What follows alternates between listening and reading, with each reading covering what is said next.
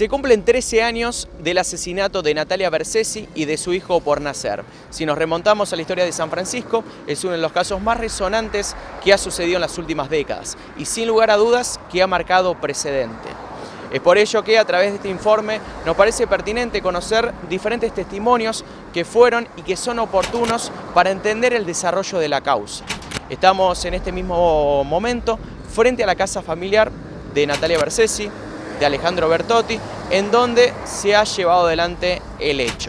Por esta causa hay dos personas detenidas, su esposo Bertotti, sumado a Leonardo Forti, que es el cómplice de toda esta situación. 13 años que sigue más presente que nunca y te lo presentamos de la siguiente manera.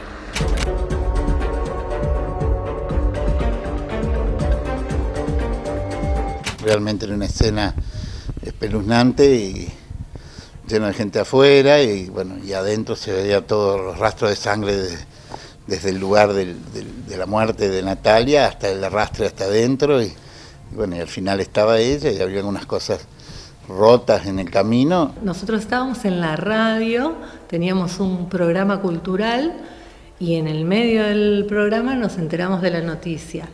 Y algo que nos marcó interiormente es que mi compañero salió al aire solidarizándose con esto que aparecía a primera vista como un robo con un asesinato. Y ninguno en ese momento dudó, creo que es lo que le pasó a la sociedad sanfrancisqueña, lo que le pasó a la familia de la víctima. Los recuerdos, bueno, no son gratos por el tema que hubo que tratar, pero sí recuerdo que fue una causa que tuvo una complejidad extra, que era la personalidad de Bertotti, personalidad muy conocida, muy querida en muchos ámbitos, y lograr convencer conseguir pruebas, que convencerse uno y convencer a una sociedad de que una persona de las características, el perfil social que tenía Alejandro en la ciudad, podría ser el autor de un hecho de semejante envergadura, fue una circunstancia que tuvimos que remontar y fue muy duro porque hubo que trabajar en esos aspectos que normalmente no son obstáculos. Fue conmocionante. No por ser una ciudad, me parece que hechos de este tipo en una ciudad chica o en una ciudad grande tienen el mismo volumen se produjo una explosión. O sea, ¿qué es lo que nos pasa? Que aparece una mujer con 20 y pico de puñaladas, asesinada en su casa, una mujer que además estaba embarazada. Fue motivo de a donde fueras en la ciudad estaban hablando del caso. En la autopsia, cuando uno ya el cadáver lo podía manipular, manejar mejor y vio todas las lesiones que había, ahí en el lugar del hecho se veía muchas lesiones en la espalda, en el cuello sobre todo, que era la de muerte, y que algunos malintencionados también cuestionan que yo vi una sola herida, ¿no? Cuando yo salí de ahí me preguntan y qué iba a decir, ¿tiene tantas puñaladas? Que tampoco en ese momento sabía, le digo, no, una mujer que fue apuñalada con múltiples puñaladas, pero bueno. Y bueno, hicimos la autopsia y realmente fue un hecho de los más espeluznantes y más, pensá que hasta ese momento eran dos asesinos que habían matado a una mujer embarazada de 8 meses, indefensa, estaba toda la ciudad consternada, desesperada, por saber que había asesinos sueltos, ¿no?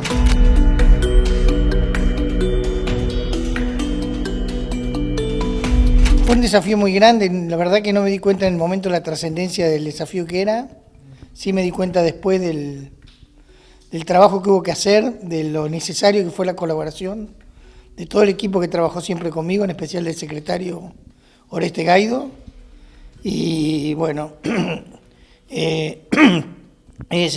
fue algo muy muy complicado, tanto en lo emotivo como en la prueba, la recolección de pruebas para determinar y reconstruir lo que habría pasado.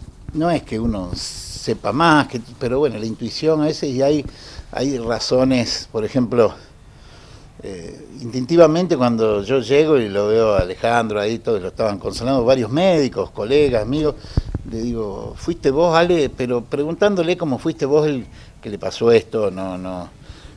pero no sé si fue algo instintivo. Bueno, y después cuando vi todo eso, es más, decían que los delincuentes estos habían escapado por la puerta de atrás, y la puerta de atrás tenía un tendedero cruzado del lado de adentro. Digo, si se escaparon por la puerta de atrás, ese tendedero se tendría que haber movido. Entonces llamaba la atención. En un momento viene por el doctor Maistegui, fallecido, un gran amigo en común con Alejandro, y dice: Mario, dice Lale, si pueden evitar hacerle la autopsia. No, le digo, mira, si entonces yo voy y vale, si aparecen los bastardos que hicieron esto, le digo, un abogado te voltea todo. Y no importa, yo no quiero más sufrir. Bueno, para ese momento era algo natural, porque muchos no quieren, pero después vi que era un manipulé. Hablé con él en reiteradas oportunidades, no obviamente sobre el hecho, porque siempre fue su conducta la de abstenerse. En todo momento se le dio la posibilidad de hablar, y desde el primer momento tuvo abogado desde el primer instante, el minuto cero de la investigación, tuvo abogado defensor. Hablé en reiteradas oportunidades con él, negaba su participación en el hecho, pero bueno, las pruebas indicaban otra cosa, y lamentablemente había una muerte que la verdad que no tiene explicación. Pero que esto, si uno lo ve a primera vista, sin ninguna hipótesis, tiene todo es toda la escena de un crimen pasional, porque tantas puñaladas, Lo reviso a Alejandro, que tenía un golpe en la nariz, le pregunto: Ale, le digo, ¿fuiste vos? Le digo, decime, ¿se te salió la cadena? ¿Viste algo que no te gustó? Y no, me dice: yo quiero estar con mi hija. Nunca me dijo no, pero lo negaba indirectamente. Y bueno, digo, mira, porque yo hasta ese momento, cuando se empezó a sospechar de él, pensé en una emoción violenta, porque llegás, tu mujer por ahí está hablando con otro, se te sale la cara, porque era un típico, la escena era de un crimen pasional, y bueno, no me acuerdo si eran 24 o 25 puñaladas, de las cuales la mitad eran vitales y la mitad post-mortem,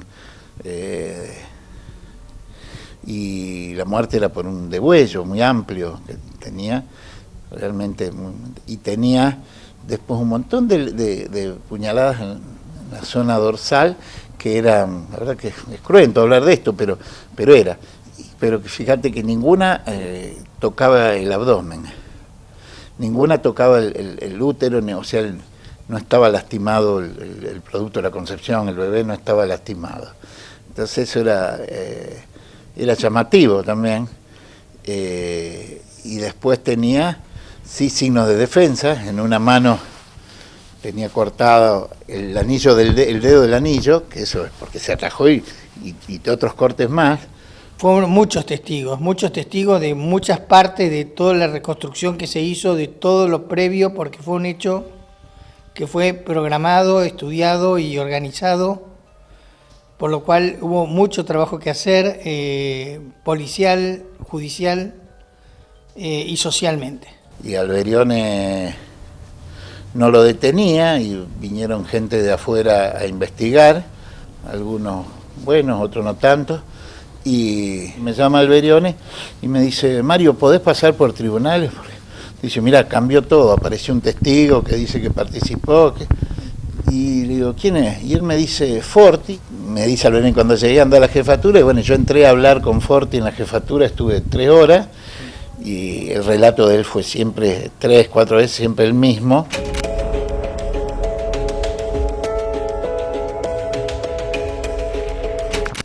La causa está con sentencia confirmada hasta por la Corte Suprema de Justicia, así que entiendo que están agotadas las instancias recursivas y ha sido confirmado en la totalidad la postura sostenida por la Fiscalía. ¿Qué sería cadena perpetua? El homicidio calificado por el vínculo, que es cadena perpetua, sí. La pena corresponde a cadena perpetua. ¿Y lo que implica toda la vida o con la posibilidad de salir antes? Hoy por hoy la cadena perpetua tiene un mínimo de cumplimiento efectivo de 35 años. Y a partir de ahí hay que evaluar muchos elementos para determinar si hay alguna posibilidad de que recupere la libertad en algunas condiciones o no, pero mínimo son 35 años. Fue un caso realmente triste por la muerte de ella, por la desilusión de un montón de gente, porque Alejandro era era el kinesiólogo de moda, era, aparte de ser bueno, era un ídolo en el deporte, en el básquet.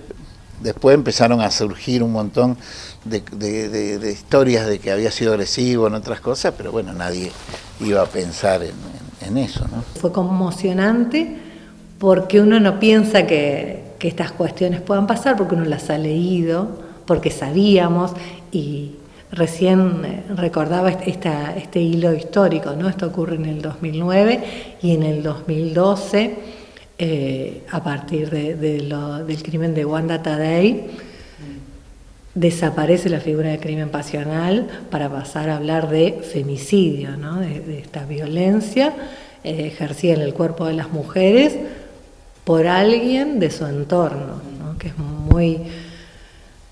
muy llamativo, muy sotovoce, porque uno conoce, cualquiera de los que esté escuchando del otro lado conoce casos de violencia de género que sin haber llegado a un femicidio se suscitan, ¿no? Como sociedad tenemos eso, o sea, hay un montón de temas por debajo.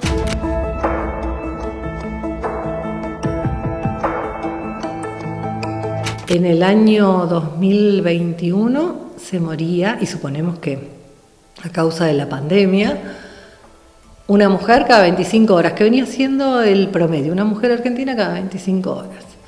Este año se muere una mujer, matan a una mujer, cada 35 horas. O sea, nos falta un montón. Es muy difícil incorporar un femicidio en una agenda, es muy difícil trabajar con el femicidio, es muy difícil admitir los daños colaterales que el femicidio tiene. Por eso es muy importante en la prevención, el estar atento, el estar en colaborar, porque muchas veces nosotros contamos únicamente con los testimonios de los vecinos para saber qué realidad se vive dentro de un domicilio donde luego ocurren hechos de esta naturaleza. Y es muy importante que el vecino no se haga el distraído, no mire para otro lado, no suba el volumen del televisor y diga acá no sé qué pasa, yo no escuché nada, porque en esos casos terminan siendo de alguna manera cómplices de un hecho que podría ser previsible y evitable en la medida que nos comprometamos como sociedad a colaborar en dar cuenta de lo que conocemos y comprometernos con la justicia. En este último tiempo se han intensificado las marchas. Sí, las marchas han tomado, van modificándose en la medida en que la sociedad se va modificando. Como marcha, que fue la primera en realidad y que fue a nivel nacional, acá en la ciudad, luego de lo que había pasado con Marita, salió muchísima gente a la calle, eran cantidad y cantidad de mujeres, fue impresionante.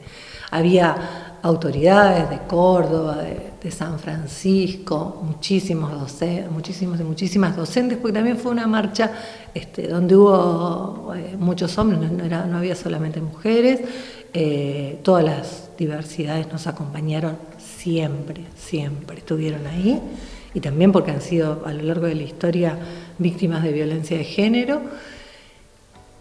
Después, eso se fue como, por un lado, fue mermando un poco la cantidad de mujeres, pero por otro lado fue cambiando la edad de esas mujeres y eso por ahí es lo esperanzador. Hoy por hoy, si vos preguntás qué pasa en las marchas, y bueno, hay chicas muy jovencitas que están construyendo, esperemos, un mundo distinto, que tienen claro que su cuerpo no es el territorio de las violencias del otro. Es un momento extraño para ser joven y maravilloso para ser joven, porque han cambiado las reglas de juego de cómo venía desarrollándose toda esta cuestión.